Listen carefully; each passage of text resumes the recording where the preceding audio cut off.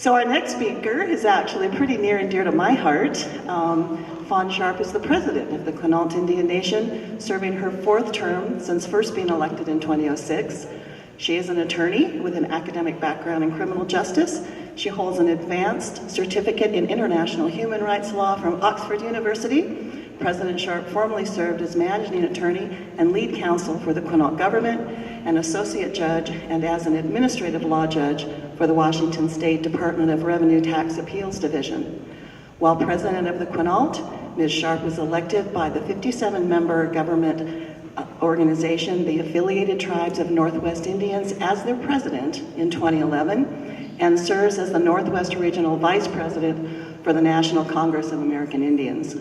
She completed 2 years of service as chairman of the United States Department of the Interior Secretarial Commission on Indian Trust Administration and Reform that issued its first report in December of 2013. Please help me welcome the president of the Quinault Indian Nation, Fawn Sharp.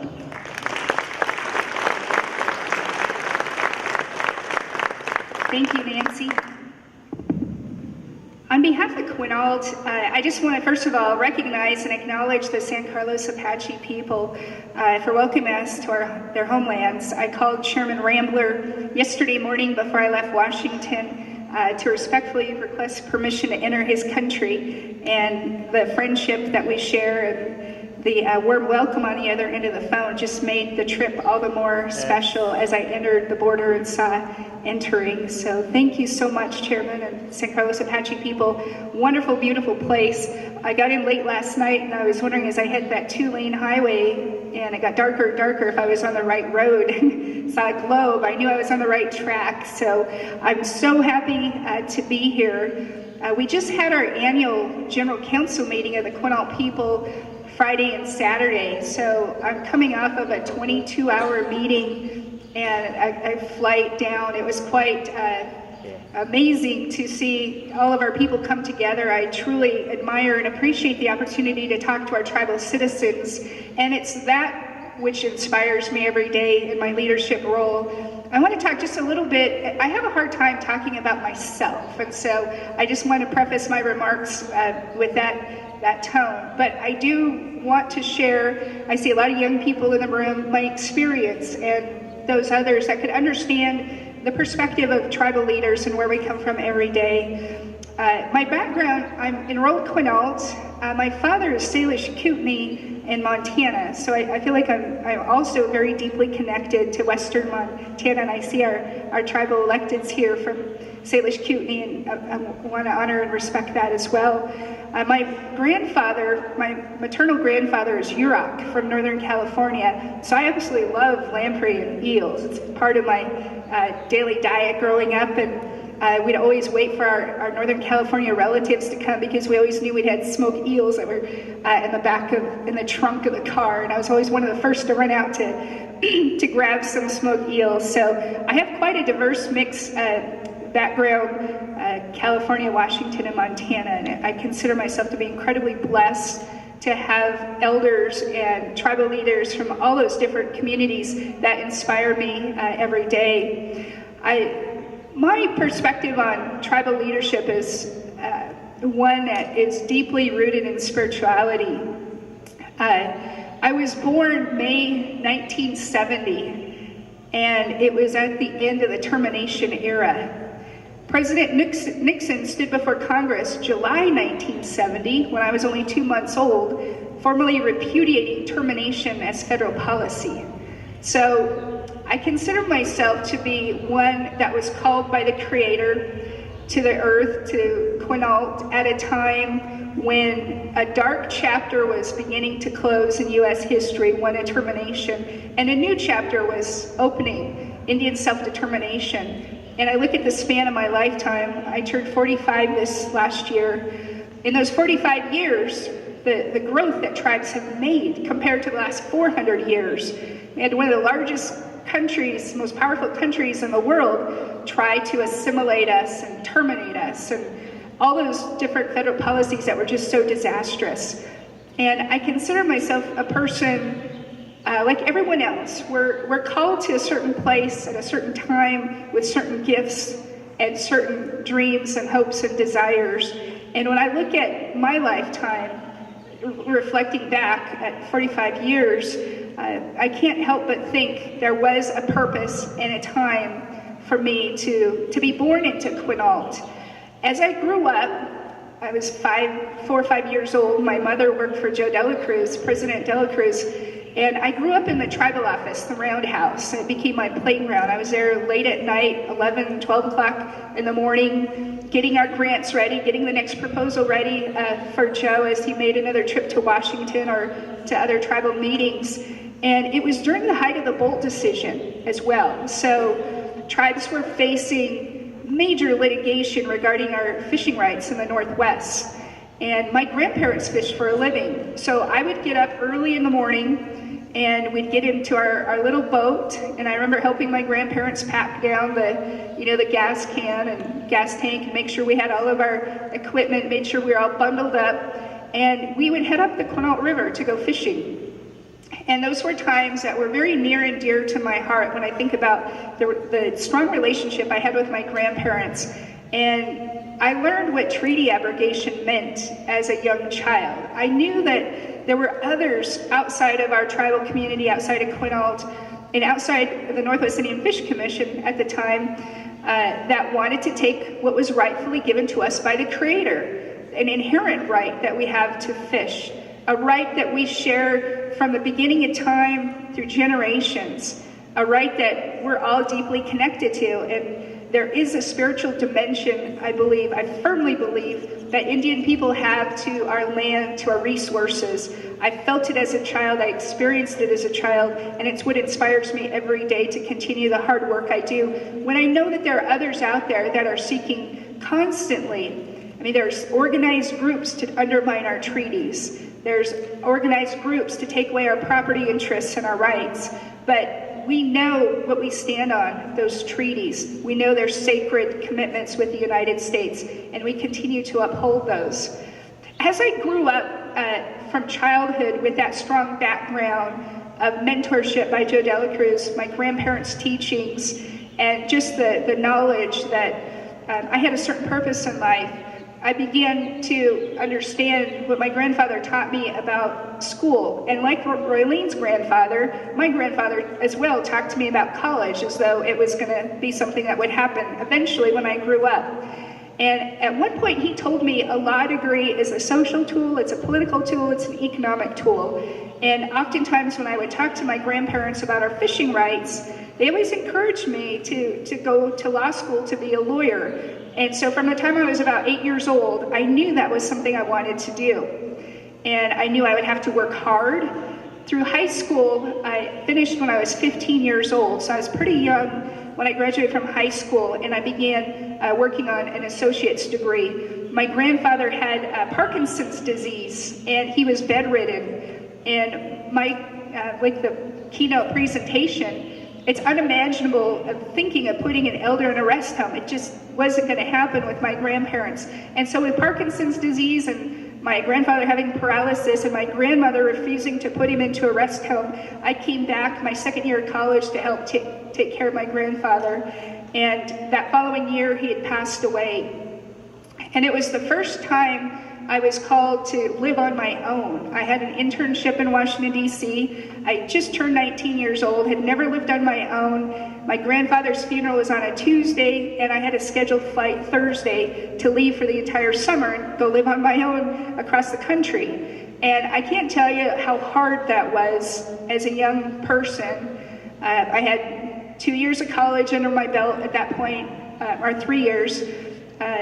And in many ways, I had grown up very fast, but to face the loss of someone that you hold so near and dear, and then the idea of leaving everything and everyone behind to go across the country, it was very daunting. And I recall standing on the steps of the Lincoln Memorial, looking out, and I remember seeing Boy Scouts and their families laughing, and young families, young children, and I felt all alone. I would try to make eye contact and smile at people, and I just felt incredibly alone. And I remember just physically sitting down on the steps of Lincoln Memorial thinking, I want to go home. I don't like this. I want to go home now. And when you sit at the Lincoln Memorial, it's close to Reagan National Airport, so you see airplanes. And I just remember thinking, I just want to get on an airplane and go back home. And something told me to just pick myself up, walk through the mall, and maybe go to the Museum of Natural History. I just wandered in and out of museums randomly, feeling so emotional and just heavy burdened at that time. But I walked into the Museum of Natural History, and there was an elder who was making baskets. And she was surrounded by a group of people that were watching her make baskets. And my grandmother was a basket weaver, and I used to go out as a kid and collect bear grass and cedar bark with her and help her prepare for basketry. And so when I saw this elder, it just reminded me of my grandmother at home that just lost her husband of nearly 50 years. And this elder looked right up at me and made eye contact and smiled. And I felt I exist. Someone acknowledges me, and I'm not alone in this place, all alone by myself. And so from that moment on, I had that just acknowledgement. And I know the Creator guided me to that museum. The Creator made that event happen so that I could have some time and just some encouragement. Someone I never met, I don't know her, and probably will never know who she is until we get to the other side. But that was an incredible moment for me to go from childhood into adulthood. It was almost felt like it was physically, I could feel myself just grow up in that 5-minute exchange. I went back and started my internship Monday morning and had a very successful summer in Washington, learned a lot, met a lot of people, came home and graduated from Gonzaga University that following year. At the time, I really wanted to continue to pursue law, but I would have been 22 as a lawyer if I would have went straight through. And I knew I needed to grow up some, and at the time, the Centennial Accord just was agreed in Washington. It's an accord between the state of Washington and the now 29 tribes. And I was doing an internship with an agency, and I asked, what are we doing to implement the Centennial Accord? Well, the regional director had no clue what the Centennial Accord was. And when I sat down and talked to him about it, he said, well, come up with a program, Fawn, come up with something. And I was interning at the Department of Corrections at the time. And we developed a program to assist offenders coming out of the prison system and transitioning. Said there's tribal employment programs, housing, drug prevention, drug education, drug treatment. Let's pull all those resources and assist offenders as they come out. And so that was my first experience in state-tribal relations. I was, still in college, getting ready to graduate, and had an opportunity to, at the highest levels, see how tribes could really influence states and bringing our tribal perspective to state leadership at the highest levels. And so that was my sort of first state-tribal relations experience. And then, of course, shortly after that, I had started law school, graduated. That was another 3 incredibly difficult years. But throughout that time, I talked to many young people, I talked to elders, and just knew that I had a certain path. I didn't know what it was. I thought at some point, maybe I'll have a chance to argue a case before the United States Supreme Court. Maybe I'll have a chance to argue Quinault Treaty interests in federal district court. We just this last summer had a court case involving our treaty rights, and I watched the attorneys and thought, that was my dream, to be a Quinault attorney advocating our Quinault Treaty to a federal judge and looking him right in the eye and seeing a Quinault as a warrior lawyer. We used to have a small group of Native students, and we called ourselves warrior lawyers. But the Creator had a different course for me. In 2005, our president announced her retirement and said she was going to be retiring. Shortly after that, I had elders talk to me about running for tribal council, and that was the furthest thing from my mind. In fact, to be an elected official at Quinault, you have to reside on the reservation. And when I came home, I made sure I bought a house off the reservation, so that would be off the table and not an option. And I lived 10 years off the reservation. And when that opportunity came up, I told the elders that talked to me about running, you know, I've been trained to seek truth, justice, fairness. And then politics, tribal politics, it doesn't really suit my, you know, my self-concept. And we had a number of public debates, and I felt incredibly uncomfortable in that role, even debating some of the issues. We had probably 5 different community debates, and about the second or third debate, the same elder pulled me aside and said, look, Fawn, you're not running to be a politician. You're running to be a leader. And a leader can bring those virtues to office. You're not running to be a politician. And something, as that elder conveyed that message to me, I felt something deep inside where it was no longer something I was resisting, but I felt myself embracing the idea that I could take all the training and the different things that I've had, my upbringings, my teachings, and use it to serve the Quinault people and apply those skills. And there were different times, you know, as a youngster, I had choices. And to the young people, I'd like to, you know, just say, follow those, you know, teachings that you've had. There's so many valuable teachings and things that people told me when I was a young person, it didn't quite make sense, but now it makes sense. And just remember and understand the things that people are trying to convey to you. As Roylene said, listen, you know, stop and listen. My mother, for 27 years, has gone to a youth treatment center the first and third Saturdays of every month, and she goes and prays with people that, young people that are going through treatment. And when I was about 8 years old, she took me to an AA meeting, and you know, they go around and say, my name's so-and-so, I've been sober. The guy next to me finished, and I said, my name's Fawn, I've been sober 8 years, because I was 8 years old. And it dawned on me, I've been on the wagon a long time, and shortly after that, I had a dream that I was in a room, it was like a living room, and I saw a mirror on the wall, and I started walking toward the mirror, and as I approached the mirror, I looked and saw myself as an adult. And when you're 10 years old, 8 years old, it's kind of freaky to see yourself as an adult. And I heard this voice in the background say, Mom, and I woke up, and I remember getting up and physically running into the bathroom to make sure I was still 10 years old because it felt so real. But that dream made me realize that the decisions I make now is going to influence that person. And so that experience, along with my AA meetings, taught me that if I avoid drugs and alcohol, I'll avoid a good part of life's problems and challenges. And so I say this not out of pride, but out of but for the grace of God. I'm 45 years old, and I've 45 years still on the wagon. I've never tried drugs or alcohol, and that's something I consider to be a blessed teaching from my grandparents, the prayers of my grandmother, the prayers of my mother. I know when I went off to college, they were really concerned that I was going to be influenced and go, you know, this way or that way, but those are the kind of teachings that I'm talking about. When people are put into your life, they're put in for a reason, and through prayer and through guidance and seeking wisdom, it just seems like there's so much to embrace as a tribal leader.